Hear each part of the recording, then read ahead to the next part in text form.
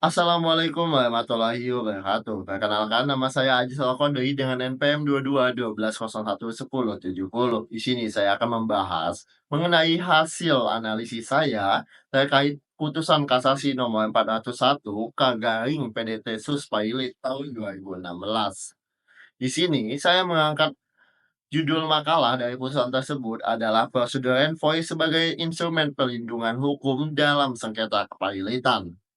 Terdapat 4 bahasan yang ada di rumusan pokok masalah yang akan kita bahas nantinya satu persatu.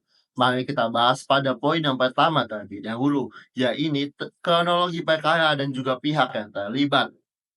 Dalam hal ini, perkara ini berawal dari hubungan hukum antara PT Indo Finance Indonesia sebagai pemohon pilot dan PT Dwipa Indonesia sebagai termohon pilot. Keduanya terikat dalam perjanjian sewa guna usaha atas 19 unit barang modal. Karena termohon tidak mampu memenuhi kewajiban pembayaran, pemohon menarik kembali sebagian barang, namun dalam proses verifikasi utang oleh kurator, PT Indomobil Finance Indonesia mengajukan keberatan atas tagihan yang diserahkan oleh kurator. PT Dwipa Indonesia menolak jumlah tersebut dan mengajukan keberatan melalui prosedur envoy. Dalam perkara ini juga terlibat Sumarso SHMH sebagai kurator dari PT Dwipa Indonesia. Baik, kita masuk ke poin yang kedua, yaitu alasan pemohon renvoy dan dasar hukum dalam Undang-Undang Kepailitan. Pengajuan renvoy prosedur dalam perkara PT Dwipa Indonesia dan juga PT Indomobil Finance Indonesia didasarkan pada adanya perselisihan mengenai nilai tagihan yang diakui oleh kurator dalam rapat pencocokan utang. Debitur dalam hal ini PT Dwipa Indonesia merasa dirugikan atas jumlah tagihan yang diajukan oleh kreditor karena nilai tersebut tidak memperhitungkan aset-aset sebelumnya telah ditarik kembali atau dijual oleh kreditor. Menurut debitor, sesuai perjanjian sewa guna usaha, hasil dari penjualan barang yang ditarik haruslah dikurangkan dari total utang. Dengan demikian, debitor mengajukan permohonan renvoy dengan tujuan agar pengadilan menilai kembali jumlah tagihan yang sebenarnya sah untuk diakui dalam harta pilot. Secara peraturan undang-undang, pengajuan renvoy ini berlandaskan pada pasal 127 ayat 1 Undang-Undang Nomor 37 Tahun 2004 tentang kepailitan dan juga penundaan kewajiban pembayaran utang yang mengatur bahwa terkait adanya bantahan yang tidak dapat didamaikan oleh hakim pengawas, maka hakim pengawas memerintahkan kedua belah pihak untuk menyelesaikan perselisihan tersebut di pengadilan. Dalam ketentuan tersebut dijelaskan bahwa pihak yang keberatan terhadap hasil pencocokan utang berhak mengajukan perlawanan ke pengadilan dalam bentuk envoy prosedur dengan penyertaan alasan-alasan dan juga bukti yang mendukung keberatannya. Hak ini diberikan baik kepada kreditor yang tagihannya tidak diakui, maupun kepada debitur yang merasa keberatan atas pengakuan piutang tertentu. Dalam konteks ini, PT Dwipa Indonesia menggunakan hak tersebut untuk menggugat keabsahan jumlah tagihan yang diajukan oleh PT Indomobil Finance Indonesia karena diyakini tidak mencerminkan kewajiban utang yang sebenarnya dan setelah mempertimbangkan nilai likuidasi atas barang modal yang telah ditarik. Sementara itu, PT Indomobil Finance Indonesia sebagai pihak kreditor tetap berpegang pada perhitungan awal nilai tagihan yang diajukannya. Kreditor menilai bahwa penarikan kembali barang modal tidak serta-merta menghapus kewajiban debitor karena masih ada tunggakan atau penalti berdasarkan perjanjian yang berlaku. Kreditor juga mengacu pada pasal 16 Perjanjian Sewa Guna Usaha yang memberikan hak kepada pihak resor atau penyewa untuk menarik kembali barang dan tetap mentagih kekurangan apabila hasil penjualan tidak menutup nilai kewajiban.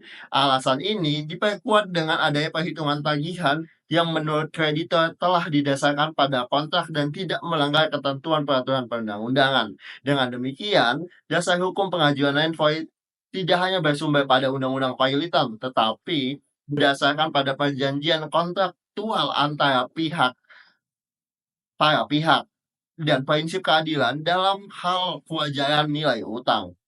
Poin yang ketiga adalah pertimbangan hukum Majelis Hakim Pengadilan Niaga dan juga Mahkamah Agung.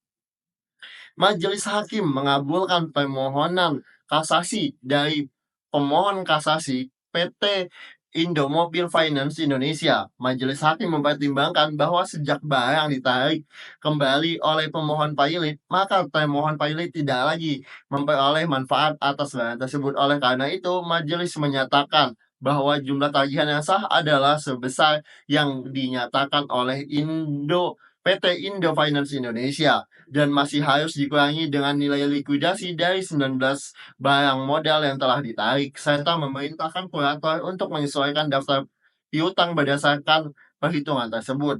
Mahkamah Agung berpendapat bahwa pertimbangan hukum dari jurisdiksi atau pengadilan niaga tidak cukup kuat dan jelas serta mengandung pertentangan logika hukum. Salah satu kekeliruan yang mendasar adalah ketika Majelis Hakim Pengadilan Niaga menyatakan pasal 6 dalam Perjanjian Sewa Guna Usaha bertentangan dengan Undang-Undang Pelindungan Konsumen. Namun pada saat yang sama tetap menjalankan pasal tersebut sebagai pasal dasar pertimbangan hukum. Selain itu, Mahkamah Agung menilai bahwa termohon pailit tidak mampu membuktikan secara konkret nilai kewajiban yang mereka anggap benar, sementara pemohon pailit telah mengajukan bukti yang lengkap, termaksud dokumen kontrak dan juga daftar tagihan yang telah diverifikasi oleh kurator dalam rapat kreditur. Atas dasar pertimbangan tersebut, Mahkamah Agung dalam putusan kasasi nomor 400K dari PDT Suspailit tahun 2016 menyatakan bahwa permohonan kasasi dari pemohon pailit dikabulkan dan perlawanan dari termohon pailit seluruhnya ditolak. Mahkamah juga memutuskan membebankan seluruh biaya perkara kepada termohon pailit serta menyatakan bahwa putusan pengadilan niaga dinyatakan batal demi hukum. Putusan ini menegaskan bahwa prosedur envoy hanya dapat dijadikan alat kebenaran apabila didukung oleh bukti hukum yang sah, serta tidak bertentangan dengan struktur dan juga prinsip dasar dalam hukum perjanjian dan juga hukum kepailitan. Baik, kita beralih kepada poin yang keempat atau yang terakhir, yaitu akibat hukum putusan Mahkamah Agung terhadap pemohon pailit, termohon pailit, dan juga pihak ketiga. Baik,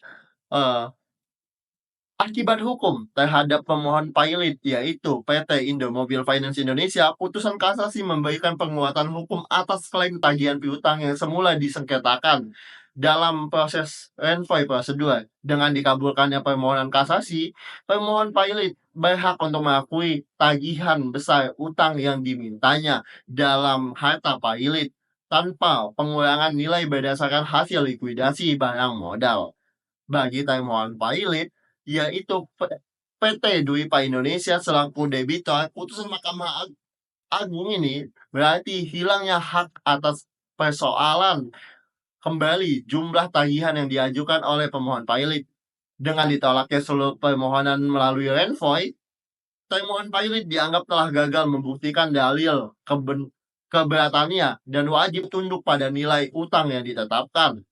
Sementara itu, bagi pihak ketiga khususnya kurator dalam perkara ini, yaitu Sumarso SHMH, putusan Mahkamah Agung memberikan kejelasan mengenai validasi tagihan yang harus dicantumkan dalam daftar piutang. Kurator sebagai pelaksana teknis dalam pemberesan harta pailit memiliki kewajiban untuk menyesuaikan daftar piutang sesuai dengan isi amar putusan kasasi. Dengan adanya putusan ini, kurator tidak lagi memiliki ruang untuk mempertimbangkan pengurangan tagihan berdasarkan perlawanan dari debitur, karena pengadilan telah memutuskan secara final mengenai nilai yang sah. Hal ini menunjukkan bahwa kurator dalam posisi ini netral, tetapi tetap terikat pada ketetapan pengadilan dalam setiap tahapan pemberesan harta pilot. Baik, mungkin cukup sekian yang bisa saya sampaikan. Apabila ada salah-salah kata dari saya mohon maaf. Saya akhiri. Wassalamualaikum warahmatullahi wabarakatuh.